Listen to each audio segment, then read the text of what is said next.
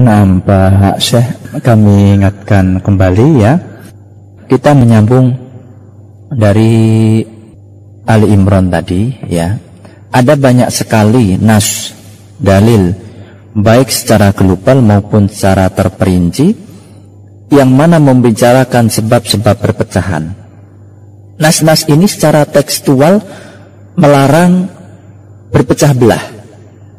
Ya, seperti firman Allah dalam surat Ali Imran, "Wal takum minkum ummatu yad'auna ilal khair wa ya'muruna bil ma'ruf wa yanhauna 'anil munkar wa ulaika humul muflihun. Wa la takunu kalladzina tafarraqu wa ikhtalafu min ba'di ma ja'ahumul bayyinat wa ulaika lahum 'adzabun 'adzim."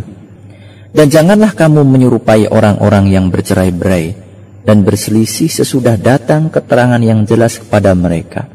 Mereka itulah orang-orang yang mendapat siksa yang berat. Nah, siapakah yang mengatakan dan janganlah kamu menyerupai orang-orang yang bercerai-berai? Yang mengatakan ini adalah Allah Subhanahu wa ta'ala. Allah ya yang melarang kita berpecah belah. Allah melarang kita menjadi seperti orang-orang yang bercerai-berai. Ini menunjukkan bahwa berpecah belah dalam urusan agama adalah salah satu tindakan yang menyerupai orang-orang kafir sebelum kita. Allah Ta'ala berfirman, "Syara'a lakum minad dini ma wassa bihi Nuha walladhi awhayna ilaika wa ma wassayna bihi Ibrahim wa Musa wa Isa an aqimud dina wa la tatafarraqu fih kabura 'alal musyrikina ma tad'uuhum ilaih." Dia telah mensyariatkan bagi kamu tentang agama apa yang telah diwasiatkannya kepada Nuh dan apa yang telah kami wasiatkan kepada Ibrahim, Musa dan Isa, yaitu tegakkanlah agama dan janganlah kamu berpecah belah tentangnya. Amat berat bagi orang-orang musyrik agama yang kamu seru mereka kepadanya. Ini bisa kita camkan, tegakkanlah agama dan janganlah kamu berpecah belah dalam masalah agama. Allah mengawali pemberian wasiat ini kepada Rasul pertama Nuh alaihissalam, mengakhiri dengan Rasul terakhir Muhammad SAW. Firman Allah dalam surat Al-An'am, "Innal ladzina farraqu dinahum wa kanu syi'a lasta minhum fi syai' innama amruhum ilallahi thumma yunabbi'uhum bima kanu yaf'alun." Sesungguhnya orang-orang yang memecah belah agamanya dan mereka terpecah menjadi beberapa golongan, tidak ada sedikit pun tanggung jawabmu terhadap mereka. Sesungguhnya urusan mereka hanyalah terserah kepada Allah. Kemudian Allah akan memberitahukan kepada mereka apa yang telah mereka perbuat. Ini beberapa ayat dari Quran yang semuanya mewanti-wanti jangan sampai berpecah belah dalam masalah agama, sebab umat tak akan mendapat untung dengan berpecah belah selamanya. Ini musuh-musuh Allah dari kalangan kaum kufar, dari kalangan munafikun ya. Bagaimana kok dikatakan orang-orang munafik?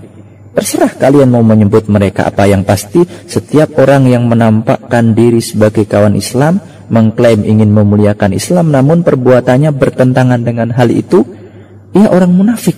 Walaupun dalam istilah-istilah baru, memang sengaja ada istilah-istilah baru untuk menyebut orang-orang munafik ini. Ya, bagi kita istilah itu tidak terlalu penting. Yang penting adalah substansinya, yaitu yakni setiap orang yang menampakkan diri sebagai muslim namun hakikatnya ia sebaliknya, maka ia disebut orang munafik. Sedang orang-orang munafik dalam surat An-Nisa disebutkan ditempatkan pada tingkatan yang paling bawah dari neraka. Kita mohon perlindungan kepada Allah dari semua ini, ikhwatul iman.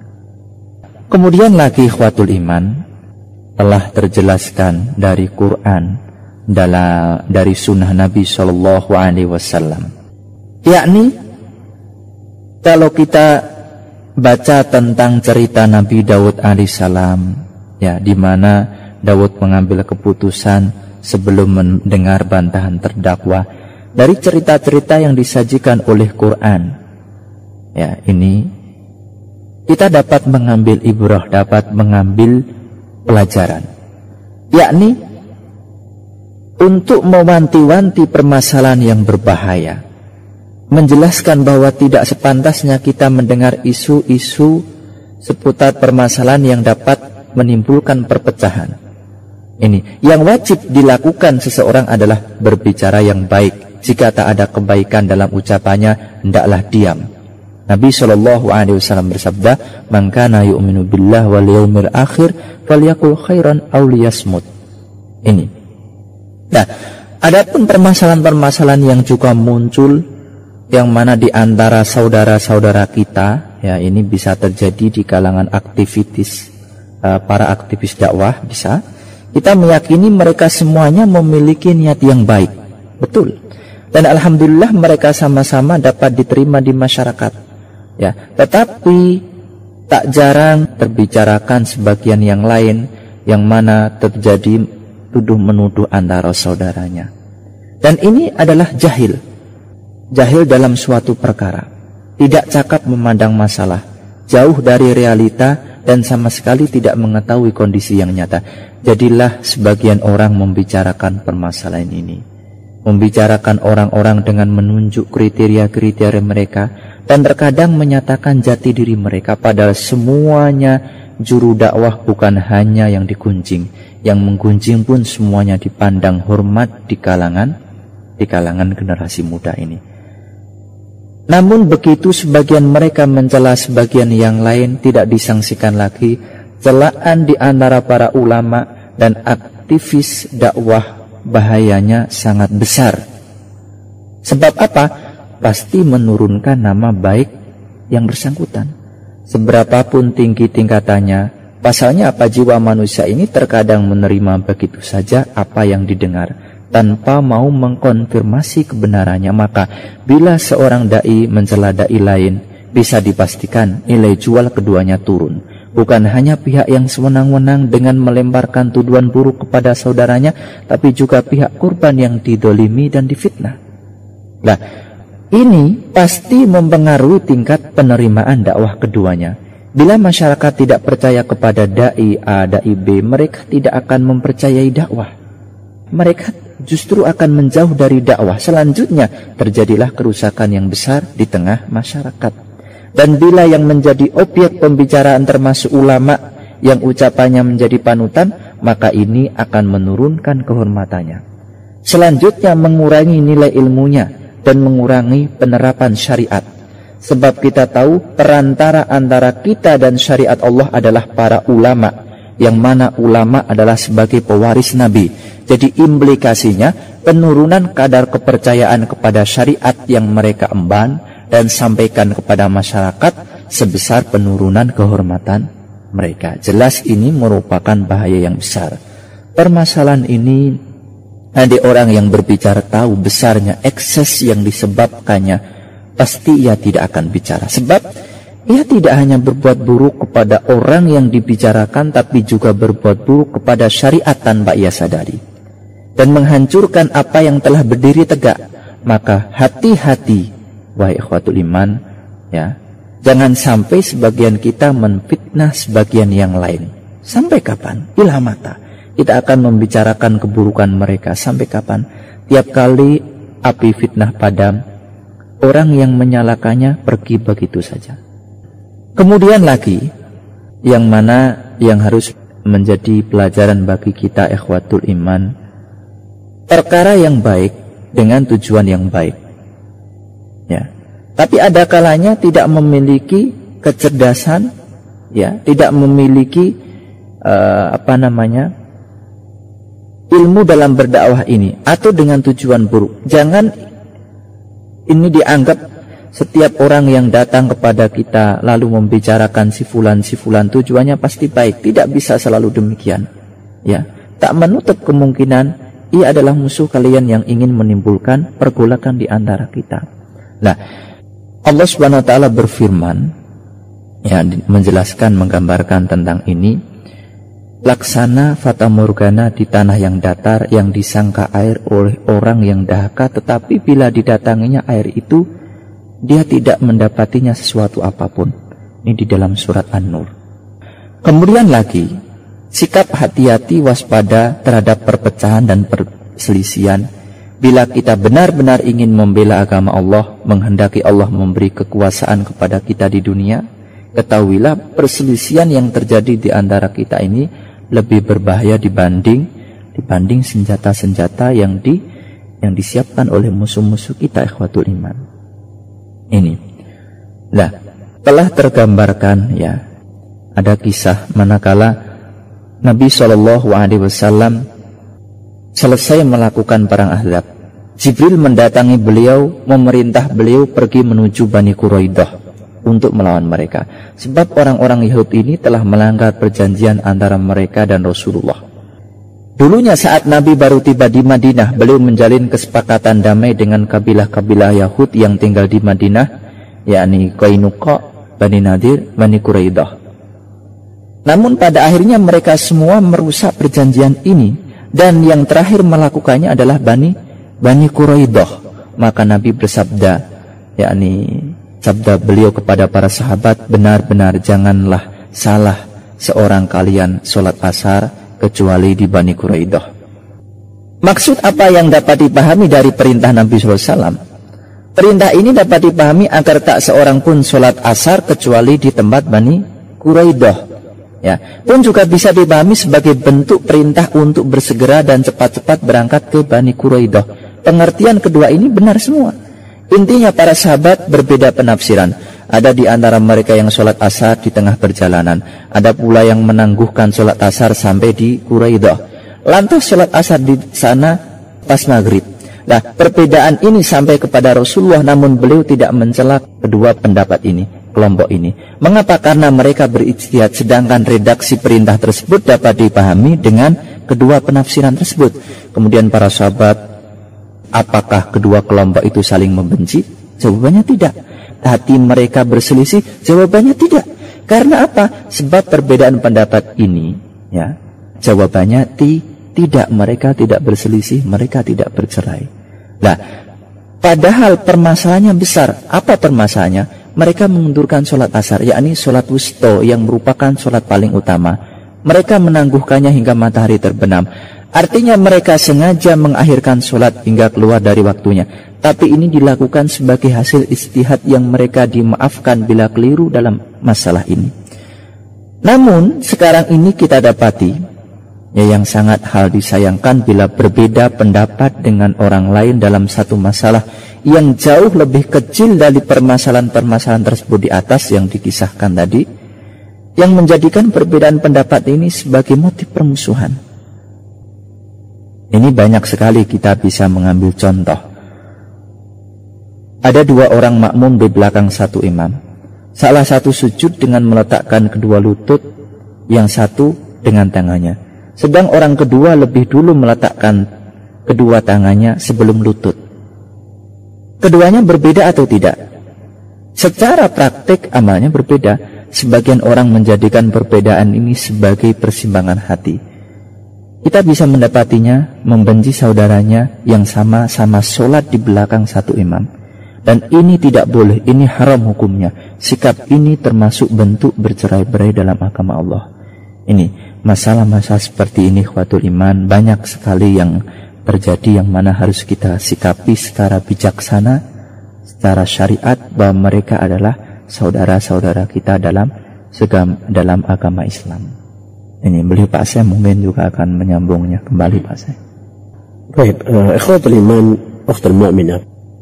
Allah Subhanahu wa taala berfirman di dalam surat Al-Rum, perpecahan-perpecahan umat ini, dan tidak ada lain salah satunya satu sama lain saling membanggakan kelompoknya.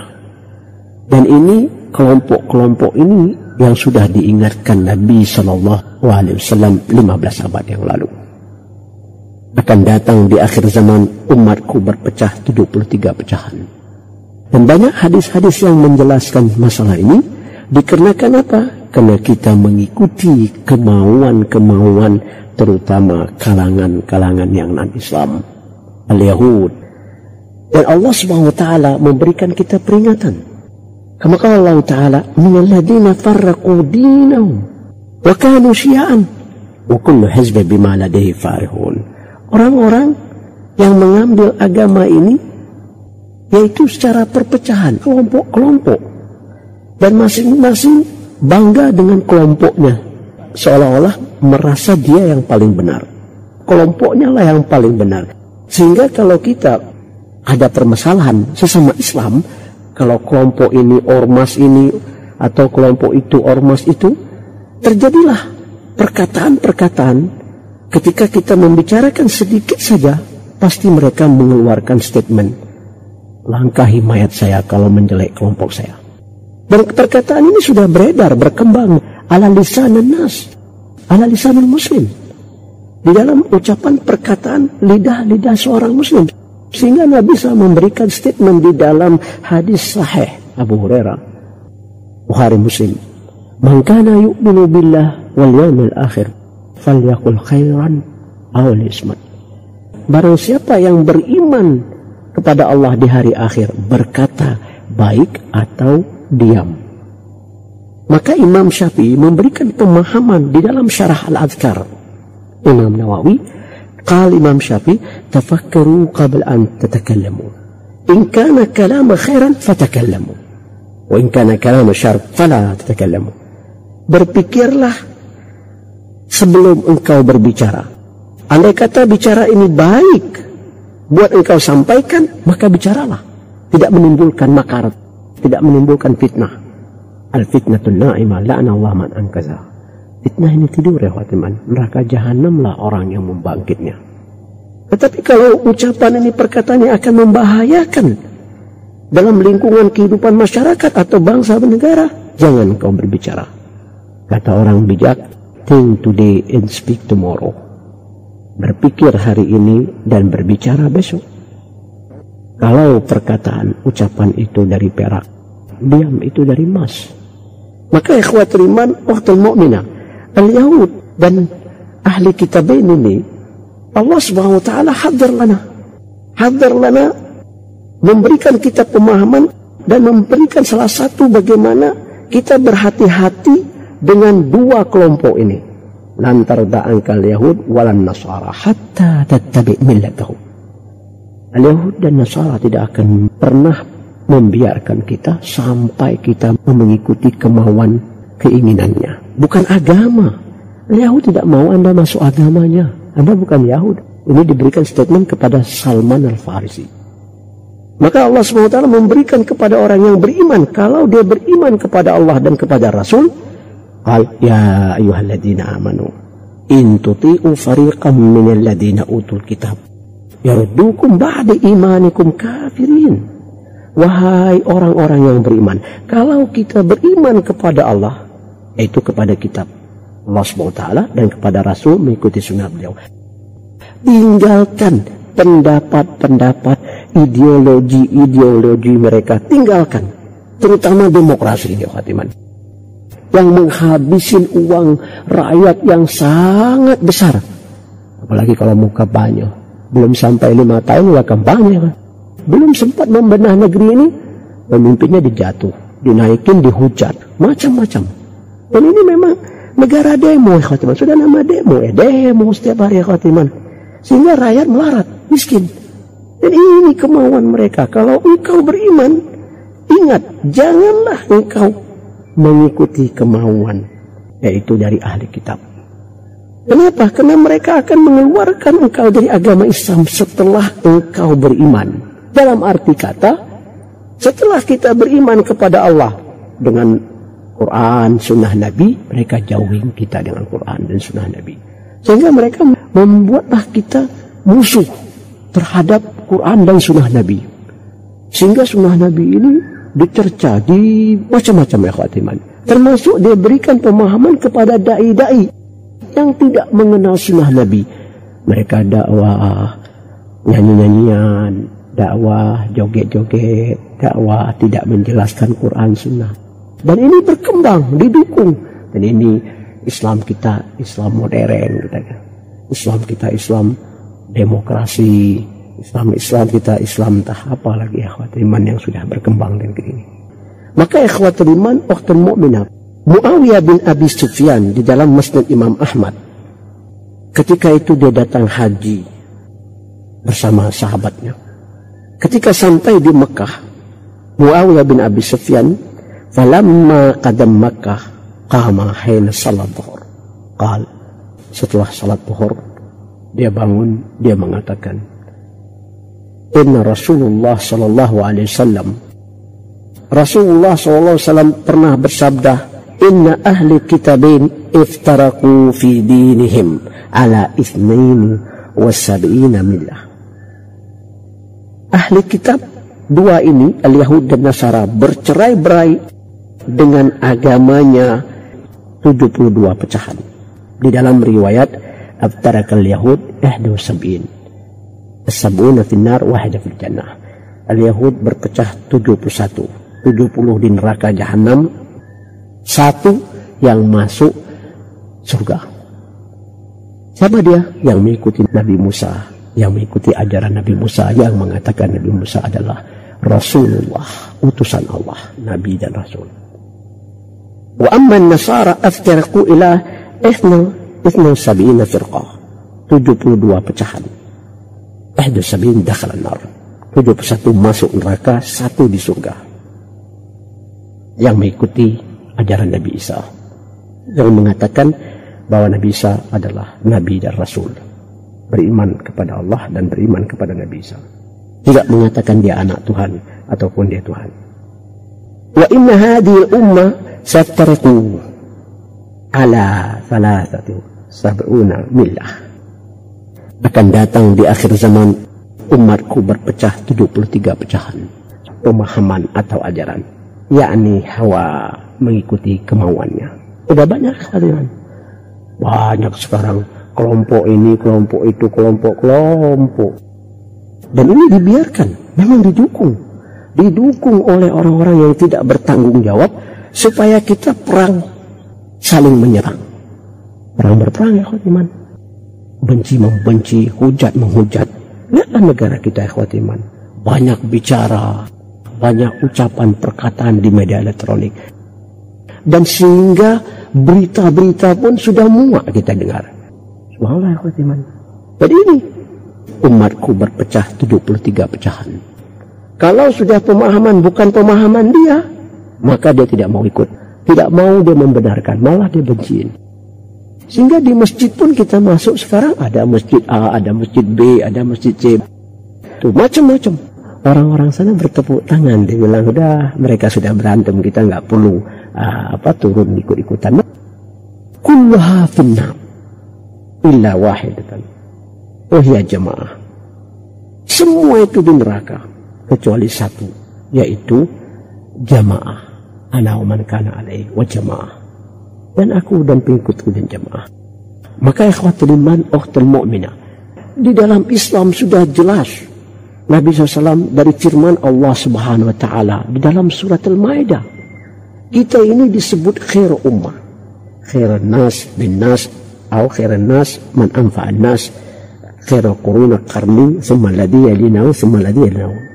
Manusia yang paling mulia hidupnya di muka bumi ini adalah manusia di zaman abad Rasulullah. Masih manusia yang mengikuti selanjutnya dan selanjutnya. Abad yang paling bagus adalah abad Rasulullah. Selanjutnya dan selanjutnya. Generasi ini tiga yang memberikan kita pemahaman Islam. Karena kalau Allah Ta'ala, wa ta'awunu 'alal birri wat taqwa wa la ta'awunu 'ala itsmi wal 'udwan. Berbondong-bondonglah kita tolong menolong dengan takwa, dengan mendapat kebaikan tambahan di hadapan Allah SWT. Jangan tolong menolong dengan dosa dan kebencian. Dan ini kembali lagi pemahaman-pemahaman yang non-Islam. Anas bin Malik qala Rasulullah sallallahu alaihi wasallam, ansur akhaka zaliman aw mazluman. Selamatkanlah saudara engkau yang zalim, yang menzalimi kita, aw mazluman, ataupun yang dizalimi. Sahabat menanyakan, ya Rasulullah, hadza nasartu zaliman ukid ansar idza kana mazluman. Engkau telah menyuruh kami menyelamatkan, menolongkan orang yang menzalimi. Bagaimana? Yakni saya bisa menolong orang yang telah dizalimi. Harusnya kan menolong orang yang telah dizalimi ya. Kala Nabi SAW, tijzi'u wa tamna'u min adh-dhulm fadzaka nasruhu. Sahih Bukhari. Engkau selamatkan dia dari perbuatan-perbuatan yang menzalim orang, dan itulah engkau berikan pemahaman ini kepada dia supaya dia tidak berlaku zalim. Nah, lihat ikhwatul iman, banyak sekarang kalangan masyarakat kita yang menzalimi manusia, yang menzalimi semua orang, dan selamatkan mereka. Dan ini tanggung jawab ahli ilmu, al-fuqaha, yang di negeri ini bisa memberikan pemahaman-pemahaman yang mana ikhwatul iman diberikan agar mereka tidak melakukan kezaliman. Di dalam riwayat ikhwatul iman sahih, dan ini salah satu bagaimana kita bermasyarakat, dari Nabi SAW, qal al-mu'minu alladhi yukhalitun nasa wa yasbiru ala adahum khairun min alladhina la yukhalituhum wa la yasbiru ala adahum. Dalam Musnad Imam Ahmad, sungguhnya orang yang beriman itu dia sabar. Orang yang beriman itu yang selalu bergaul dengan manusia dan sabar apabila ada sesuatu yang menyakiti dia.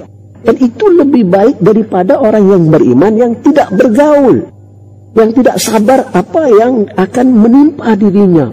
Maunya enak aja ikhwatul iman. Di dalam sahih juga ikhwatul iman, hadis ini memberikan kita pemahaman-pemahaman yang sangat luas di dalam Sunan Abu Daud. Karena Nabi SAW, man da'a ila huda kana lahu minal ajri mithlu ujuri man ittabahu ila yaumil qiyamah la yanqusu dzalika min ujuri syai'an. Barang siapa yang memberi satu kebaikan pemahaman yang telah dicontohkan Nabi SAW, dia akan mendapat pahala orang yang mengerjakan, menegakkannya, kebaikan itu tidak akan mengurangnya sampai di hari kiamat sedikit pun. Di dalam kubur pun dia akan dapat selagi orang itu mengamalnya. Uman da'a ila dhalalatin kana lahu minal ism mithli athami man ittaba'u ila yaumal qiyamah la yanqus min dhalika athamihim syai'an. Barang siapa memberi satu contoh yang tidak baik, menyampaikan Islam ini yang tidak ada tuntunannya, sehingga orang mengambil kebaikan ini dan orang tidak tahu kebenarannya, maka dia akan mendapat dosa orang yang mengikutinya sampai hari kiamat. Tidak akan mengurang dosa itu sampai di dalam kubur sampai hari kiamat nanti.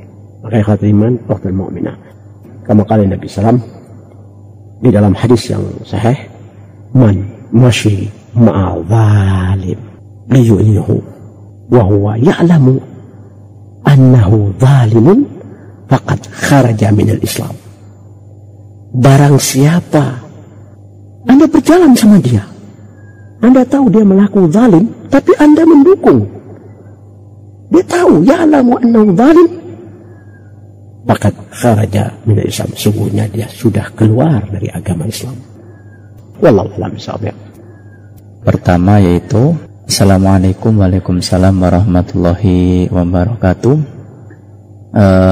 Pak Syekh, saya mau bertanya, yaitu sholat jamaah kita dalam satu shaf, jika pada shaf itu ada anak-anak kecil, bagaimana Pak Syekh?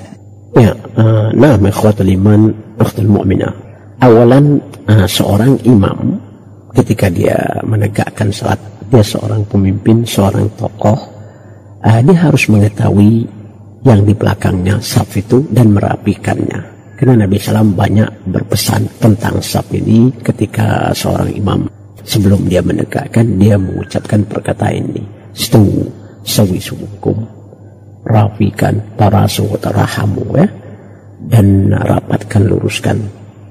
Kalau shafnya rapi, itu adalah min itmam salah, dan salat sempurna. Di dalam hadis-hadis yang saya juga, innama ju'il imam itamma bihi ma'mum. Imam itu dijadikan untuk menyempurnakan salat makmum. Baik. Pertanyaan tentang di belakang kita ada anak-anak, dan anak-anak ini usahakan diletakkan di belakang, bapak-bapak rapikan safnya. Tetapi ketika anak-anak itu ada kosong di samping kiri atau samping kanan, tidak ada bermasalah ya, kalau sudah nggak ada jamaah lagi ya. Tetapi rapikan sebelum kita menegakkan salat, di belakang makmum, letakkan di sop sendiri, dan supaya mereka tidak berisik dan tidak mengganggu salatnya jamaah ya. Tidak ada haraj biar mereka datang ke masjid, walaupun ada hal-hal yang mungkin kita merasa terganggu, karena ini ajarkan dia kebiasaan ya, dan itu tidak membatalkan salat kita dan tidak ada namanya mengganggu salat kita. Dan yang jelas berikan pendidikan ini agar mereka bisa mulai mempraktek datang ke masjid ya. Jangan dimarah, jangan dilarang ya, tetapi kitalah yang berusaha untuk merapikan saf. Di dalam hadis Ibn Abbas, Abu Hurairah, kan Nabi sallam ya'allamna as-saf kayf nuqimu fi as-saf kama ya'allamna fi Quran. Nabi sallam mengajar kami berdiri di saf seperti dia mengajar kami membaca Al-Quran ya. Wallahu a'lam bishawab. Kemudian Pak Syekh, bagaimana dengan ucapan kafir yang ada di dalam hadis? Ikhwatul iman, awalan kalimat kafir ini yang jelas sudah dicantumkan Allah di dalam Al-Quran banyak. Kalimat kafir atau musyrik, syirik, zalim ini ya. Kama qala Allah Ta'ala, lam yakunil ladina kafaru min ahli kitab wal musyrikin. Dan ini banyak orang ahli kitab dan orang musyrik. Kafir ini dia tidak beriman apa yang telah diturunkan Allah SWT kepada baginda Rasulullah SAW. Dan seorang muslim dia tidak dibenarkan mengatakan kepada saudaranya ya kafir. Dalam hadis Imam Al-Bukhari, Hurairah an-Nabi SAW, idza qala ar-rajulu li akhihi ya kafir faqad ba'a bi ahdahuma. Andai kata seorang mengatakan kepada saudaranya ya kafir, dan sesungguhnya perkataan itu akan menimpanya kalau orang yang dia kata itu tidak kafir. Man kafir muslim fakat kafir. Tidak boleh kita memberikan statement kepada seseorang muslim dengan mengatakan kafir. Dan ini ada metode dakwah yang tidak ada baiknya ikhwati iman, dan ini bukan pendidikan. Sehingga kadang-kadang kita ada perbedaan pendapat lah, dikatakanlah kafir, nggak boleh khawatir iman ya. Jadi harus kita berikan statement pemahaman apa maknanya ya, supaya kita jangan menyalahkan orang, dan luruskan saja itu lebih baik dalam dakwah ya. Dalam surat Maidah, faman lam yahkum bima anzalallah faulaika humul kafirun, faman lam yahkum bima anzalallah faulaika humul zalimun, faman lam yahkum bima anzalallah faulaika humul fasiqun. Dalam ayat ini, barang siapa yang tidak berhukum dengan hukuman yang telah diturunkan Allah, maka dia adalah orang kafir. Apakah maknanya kafir dia keluar dari agama Islam? Tidak. Kafir nikmat yang telah diturunkan Allah, yang telah diberikan Allah kebaikan, dia tidak mengambilnya. Kafir, al-kufr bil kufri. Kafir yang tidak mengeluarkan dia di dalam agama Islam. Contohnya, man taraka salah muta'ammidan faqad kafar. Barang siapa yang meninggalkan salat sering dengan sengaja, dia kafir. Apakah dia kafir keluar dari millah, yaitu ajaran Islam? Tidak. Kenapa? Pembahasan ini, penjelasan dengan diskusi Imam Ahmad dan Imam Syafi'i, dan diberikan pemahaman Imam Syafi'i karena dia masih memiliki kalimat tauhid, la ilaha illallah. Ukif takfar insan yaqul la ilaha illallah.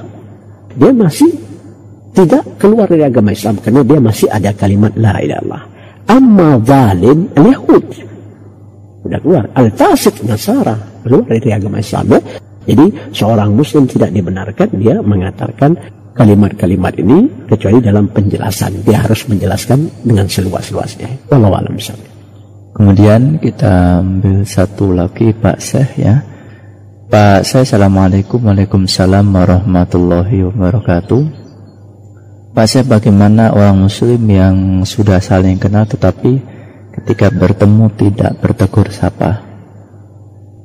Adalah ya ikhwatul iman ukhtul mu'minat. Sedangkan kita sesama muslim dianjurkan kita mengucapkan salam. Tahiyatan min indallah mubarakah. Ucapan perkataan yang mulia ini adalah doa dari Allah SWT, yaitu assalamualaikum. Salam huwa wajib, farduha fard. Yang menjawabnya adalah fard, rukun ya ikhwatul iman ya. Jadi hendaklah ini salah satu bagaimana seorang muslim sama muslim dan muslimah sama muslimah, ketika dia bertemu, Nabi SAW telah mencontohkan memberikan kebaikan ini, yaitu Assalamualaikum. Assalamualaikum harus. Apalagi katanya dia bertetangga atau saling mengenal. Walaupun dia tidak saling mengenal, ya, siapapun dia, hendaklah dia mengucapkan salam.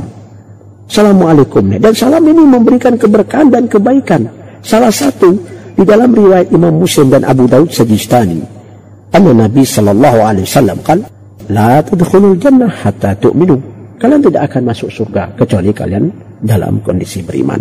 Wala tu'minu hatta tuhabu. Dan tidak disebut kalian beriman kecuali kalian saling mengasihi sayang. Awala adullukum ala syai'in idza fa'altumu tahabbtum. Maukah engkau aku tunjukkan sesuatu kalau engkau melakukannya engkau lebih saling mengasihi sayang? Lalu bala ya Rasulullah, afsahus salam bainakum. Di dalam riwayat yang lain, liman araftu aw man lam ta'raf. Tebarkan salam sesama kalian. Dalam riwayat yang lain, kenal dan tidak kenal. Assalam. Assalam ya akhwatul iman. Dikasih sayang. Wallahu a'lam bishawab. Satu lagi ya, Assalamualaikum. Waalaikumsalam warahmatullahi wabarakatuh. Pak, saya mau bertanya, bolehkah kita berkawan dengan non-muslim? Ya, boleh. Akhwatul iman, akhwatul mu'minah yang dimuliakan Allah SWT, tidak bermasalah. Kita berkawan sama kafir dhimmi, yaitu yang hidup di lingkungan kita, atau yang kita sebut wal mu'allafah qulubuhum, yang sudah terketuk jantung hatinya, yang kita inginkan mereka untuk pemahaman agama Islam, berikan dia pemahaman. Kita bersahabat, kita berteman dengan mereka. Yang jelas kalau masalah agama kita beda, dan tunjukkan kebaikan-kebaikan Islam itu kepada teman kita yang non-Islam. Anda bersahabat dengan mereka dengan menunjukkan kebaikan Islam, dan insya Allah mereka akan terketuk dan masuk ke dalam agama Islam ini, ya. Dan berikan kitab-kitab, buku-buku Islam, biar mereka bisa membacanya, bisa mengambil kebaikan-kebaikan dan pemahaman-pemahaman Al-Quran. Jelaskan insya Allah, ya. Karena Islam sudah jelas, la ikraha fid din, katabayyana rusyd minal ghayy. Tidak ada kebencian atau tidak ada kita memaksa orang untuk masuk ke dalam agama Islam. Kenapa? Karena Islam sudah jelas kebenarannya dari kesesatannya. Sudah jelas Islam itu benar. Wallahu a'lam bishawab. Billahi taufiq. Assalamualaikum warahmatullahi wabarakatuh. Demikianlah tadi yang dapat tersampaikan pada kesempatan kali ini, ya. Kami mohon maaf atas segala kekurangannya, dan kami tutup perjumpaan ini dengan doa kafaratul majlis. Subhanakallahumma wa bihamdika asyhadu an la ilaha illa anta astaghfiruka wa atubu ilaik. Wa sallallahu ala Muhammadin wa ala alihi wa sahbihi wa sallam. Assalamualaikum warahmatullahi wabarakatuh.